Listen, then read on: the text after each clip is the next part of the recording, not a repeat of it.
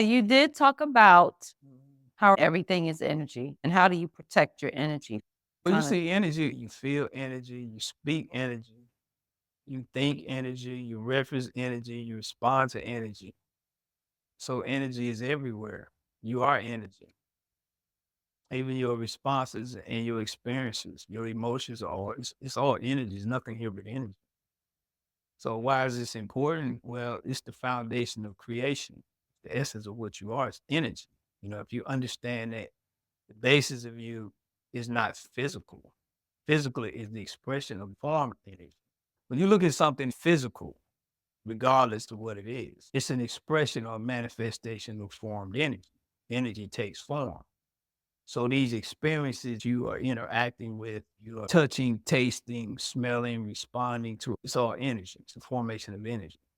So when you understand everything is a formation of energy, you realize this energy can be formed. The essence of energy is invisible, it's invisible energy, but it's formed into things, situations, circumstances, people, places, events. When you understand this, you understand your power to move energy. You're not creating energy because energy is already here. Nothing to create from that perspective. So actually what we're doing is we're forming energy. And we form this energy with our thoughts, our feelings, our intentions, our desire, emotions, our actions, and our reactions. Form energy. We form these energies for the sake of experience. You place your attention on something specific to acquire it. For what purpose? For experience. So we're forming energy to have an experience. This energy forms as living experiences. This energy is a living energy. It's an intelligent energy. It's a conscious energy. In the Bible, it's referred to as spirit. The Holy Spirit is this energy that the Bible is referring to. But this energy is also God. God is energy. The essence of God is energy, spirit, intelligence, power, intention, will. These are all universal energies that exist infinitely in creation. And when you form these energies, when you bring these energies together, they create experiences. So this interview is a byproduct of energy being formed consciously for a particular purpose to share a message. So when you talk about moving energy, people may question, like, how do I really do that? I want to be positive today. I want to lift my energy up to Right. positivity. Right. Or I want to change my frequency. Mhm. How do you do that? Do I meditate? Do I take a bath? Do I take my clothes off or run outside in the rain? You live in an infinite universe, an infinite field of boundless energy, right? And this energy is infinite. It has no limitation. It has no boundaries, right? So, with that being said, there's no one specific way to move energy. It's infinite ways or methods or techniques you can utilize to raise the frequency of this energy because energy operates in different frequencies. One simple way to move energy is to think positive, speak Mm, positively, be mindful that you are energy and whatever is happening is a movement of energy. For an example, if someone pulls in front of you, you get angry with them, then maybe they shoot you a bird, maybe they cut you off, you start that's energy. yeah. The anger, the emotion, and reaction is energy. The vehicle that you're operating in is energy, right? The Mm, act itself is a form of energy. Your right. response is energy. So you have to understand that you're constantly in this field of energy, and every action, every thought, every reaction, every impulse is a movement of this energy. And as you move this energy, you can move it on different frequencies. You can move it on a positive frequency, you can move it on a negative frequency. So the varying degrees in which this formless energy takes shape and can move is endless. You are energy movers. We've often referred to as creators, but there's nothing really to create because everything already exists. People say, well, if it don't exist, where is it? It's unformed. You have not moved it with your intention. And what makes us God, what makes you God, what makes me God is our ability to form and move this energy in any direction we choose, positive, negatively, for the sake of experience. Now we're moving this energy all the time. We are this energy. We exist in this field of energy, and we can move this energy, meaning shape this energy for varying degrees of experiences. We're doing this all the time. You're just Mm, not conscious, meaning you don't know you're doing it. mm, But the fact that you don't know that you're doing it does not void you of the fact that this is what you're doing. That was gonna be my next question. Right. Do you have to tap into that energy for it to be beneficial to you, or is it like a everyday task or a conscious thing that you do is like, "Let me see what the energy is." Is that important? It's not like you have to plug it up, charge it. It's ever present, right? But what is important to understand is you remain conscious of how you're moving and interacting with this energy because it is very powerful. You're very powerful. I'm very powerful. We're very powerful. So the awareness to move in this energy causes the crystallization or the manifestation of experiences. If you're not aware that you're moving this energy, you'll bring circumstances and situations, what the Bible calls things, upon yourself, individually and collectively without being aware. That can be very beneficial, but it can be adverse. Mm, If you're operating from a conscious perspective and you're aware of this, then you're more conscious of the things that you do and say and how you move and how what you're forming right. into an experience, right? If you're not aware of what you're doing, then you can have the opposite effect and be very detrimental to you individually and collectively because you're not aware that you're creating these adverse experiences. Exactly. So when you say, do I need to raise it or lower it? Well, raising really means that you're using it in a more harmonious way. 'Cause the lowering of it means that I'm not aware of it. Mm. So it's important to be conscious to move it in the most harmonious way for the greatest benefit.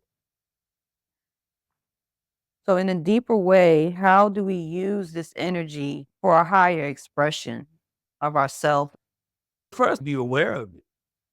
If you're not aware of it, you're using it blindly. So first, acknowledge the energy as a infinite, intelligent, supreme power. It is the source of creation. It is the essence of what you, who and what you are. It is the sustaining power. In this very moment, there's something sustaining your existence, that's allowing you to think, move, breathe, move throughout this experience. That's the intelligent energy.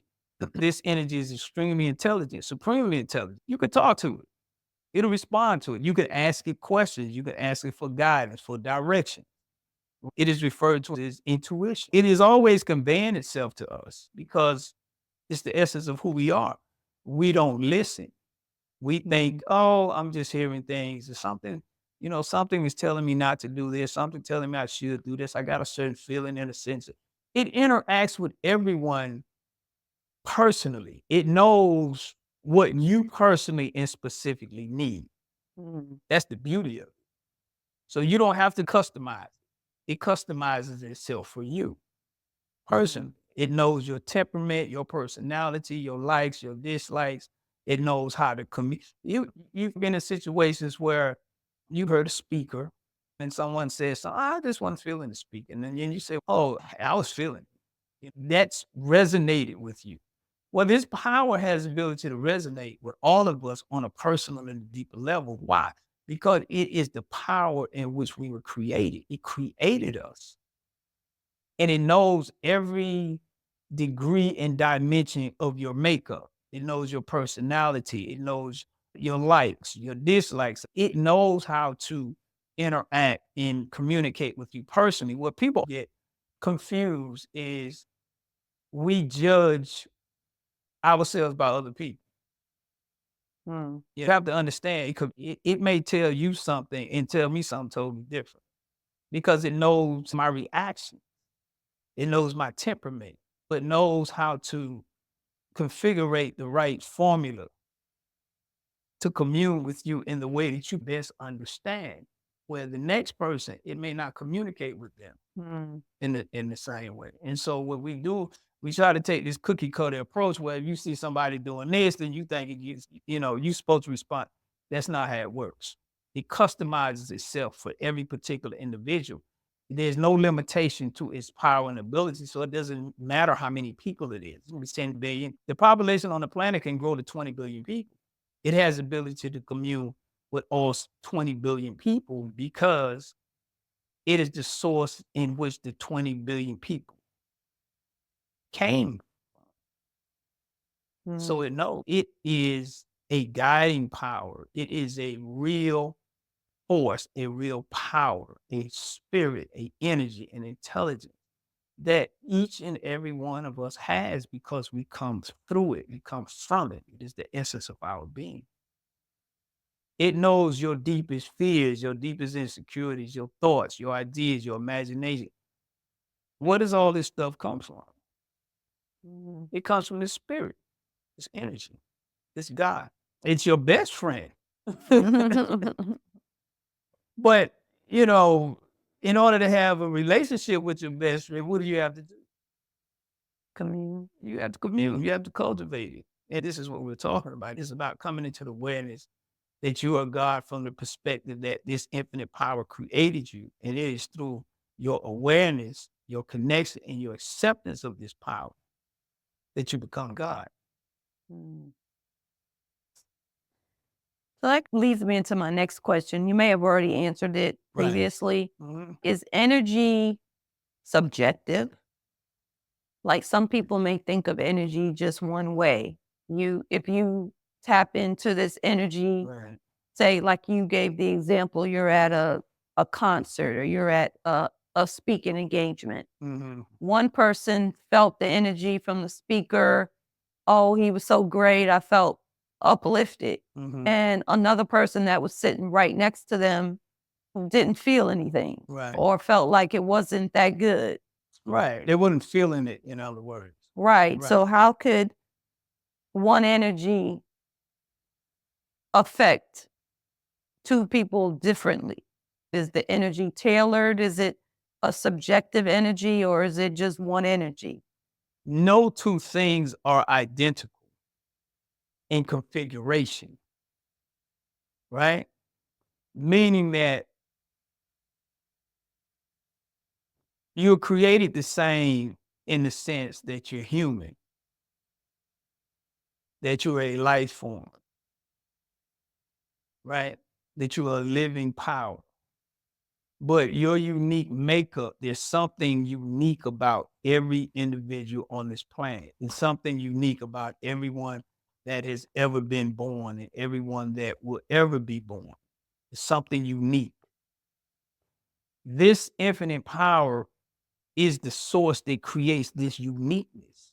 That's why it's so magnificent. It's so magical because it's so unique in its structure and how it creates. Mm, But irregardless of what it creates, it has the ability to commune and give that particular entity, that particular life form, that particular being, that particular energy, whatever that particular energy needs for its cultivation and its development personally.